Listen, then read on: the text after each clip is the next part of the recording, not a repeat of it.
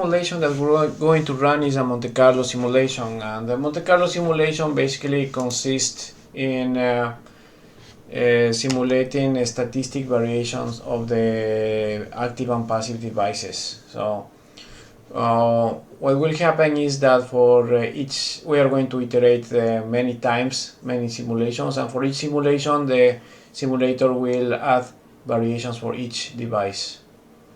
So each device will be slightly different according to the process variations data that we have within the models, and the simulation results, it is going to give us a much more realistic picture of what is going to happen when we get our chips back after fabrication. And we will be able to do statistical analysis, see what is the yield, how many of what percentage of our circuits will be able to pass a test, etc. So how to set up a Monte Carlo simulation? Then first we disable our corners here, and then we need to go and select the Monte Carlo sampling here. We need to create a copy of the test because we need to change a little bit the model, so the best is to have a fresh copy that it is only going to be used for Monte Carlo simulation. So I'm going to create a copy of this DCAC, and then I'm going to rename it to DCAC Monte Carlo. Okay, so we have this Monte Carlo, and then here I'm going to change the models. So what I need to do basically is just to disable the typical models and enable the Monte Carlo. So it means that only this tree has to be enabled. So the config, the parametric param, and the last one, XH018, has to be enabled, and the MCG has to be selected. So we apply, okay, and then we are ready for simulating. So make sure that we're here in Monte Carlo sampling. We click in simulation options. Here we can select a large number. Let's select 100 for now. We need to save data to allow family plots. That is important. And basically that will be everything. We can also run a nominal simulation, just to run one without any variation. Okay, and we check our circuit. We have the real resistor here, the real capacitor. It's okay. That will be basically all that needs to be done. So I'm going to disable the pulse zero simulation, the noise simulation, and I will just leave these three simulations here. And then let's run it. So here I have different options to see the results. I will put in detail transpose, and let's see.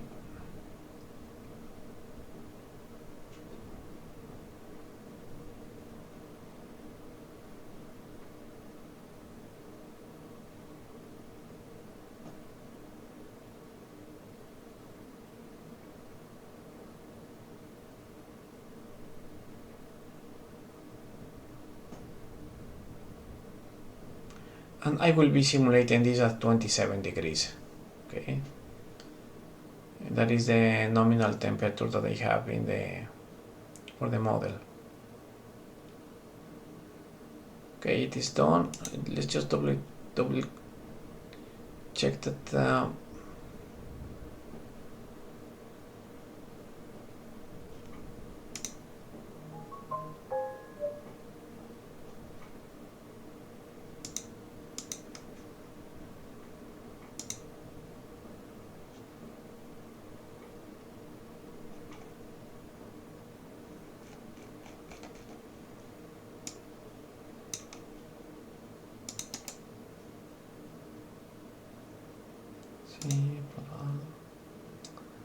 Okay, so we can see here we have all the variations here due to the resistor. So let's double check this. This should have been disabled because I just want to run the DC Monte Carlo, so I missed this one. This should not have been selected. And then here in analysis I will not have simulated this and then the noise, for instance. But okay, but let's leave it as it is now because we already have all this data. We go to let's see, plot all, and then we have 200 simulations, or sorry, 100 simulations of Monte Carlo that was done for this one here down. And let's plot it again. This and I wanted to see at which temperature this was done. This was done at 27 degrees. Okay, this was at 27 degrees. Now we can do some processing. I'm going to send this this measurement. I will send it to the calculator. And here in the calculator, first I checked that it is working. I will select value at a mid-band frequency, so there will be value which frequency, let's say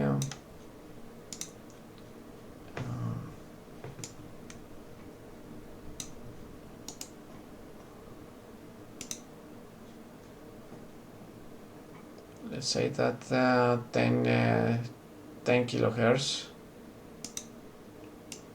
So I will put it at interpolator 10 kilo, apply, let's see. So I have all the values at 10 kilo, and then now I'm going to add an histogram. So the histogram is here,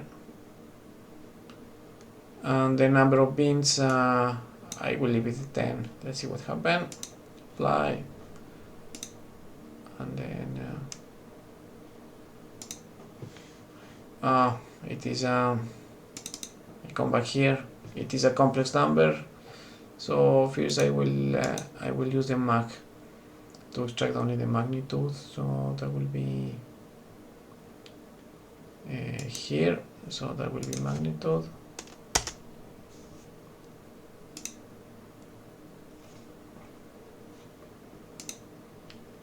And then now I can use the histogram. The histogram is here. Apply, okay. And now I have the statistical variation. Okay, so this is the statistical variation of the gain at mid-band frequencies of this transimpedance amplifier, and then we see that the mean it is around 1 mega ohm as we expected, and the standard deviation it is 36 kilo ohms, and this standard deviation it is due to the resistor, no? The feedback resistor, that it is changing. And yeah, we can see the tails of the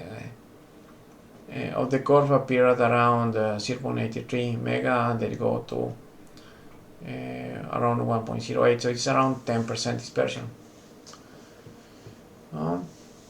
Now, very often I will be interested to see what happens only when I add mismatch in some devices, or I don't want to see the mismatch of on process variations in some of the devices.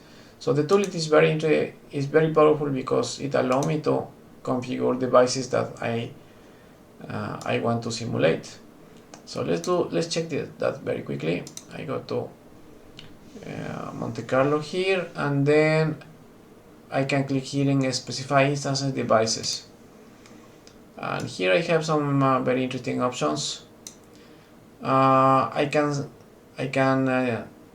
decide whether I want mismatch or process variation. So the process variation is when all the devices change in the same direction. Mismatch, it is these statistical variations between devices, so all devices are a little bit different. And then I can just select all, both process and mismatch variations. So normally you want to keep it in all. Then selected, also here you can select mismatch and process variations, process or no variation. So I'm going to select no variation. Okay, so and when I do like this, and it will allow me to select devices that I don't want to change, so it will assume that they are ideal. So I will select this resistor. Okay, now it is selected. So it selected the device here, and then this device will not be changed, so it will always run a typical with no variation. So that will allow me to see the Monte Carlo of everything else around. So what is the impact of the Monte Carlo on everything else without the feedback resistor? So let's click it OK, and then let's run it again. And in this way I can see how my loop gain it is working, if how much it changes over process variations at room temperature. So let's take a look.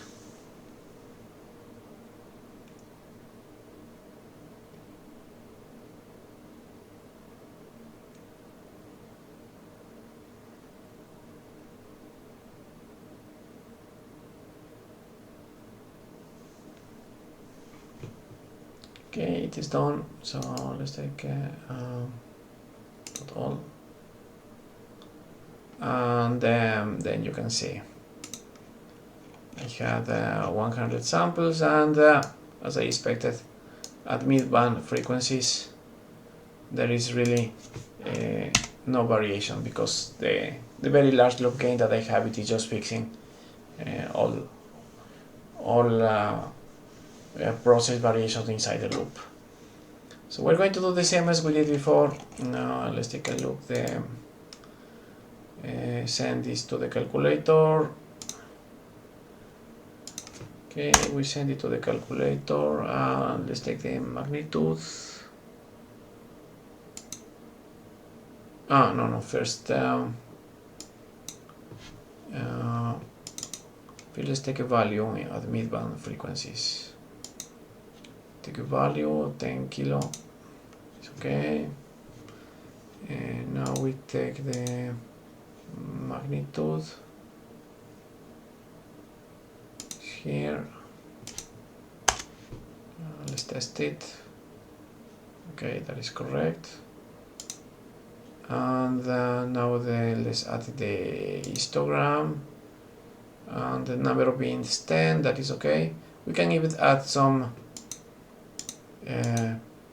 markers here, standard deviation lines,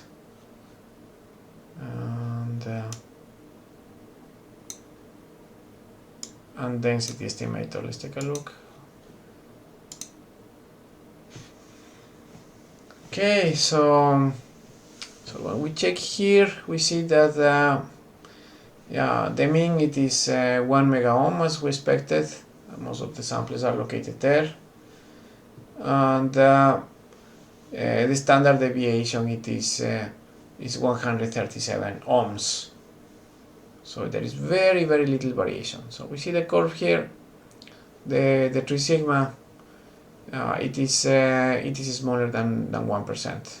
Okay, so for 1 mega it is in the center, and yeah, it is much lower than 0.1% actually. That will be from 0.008 to 0.076.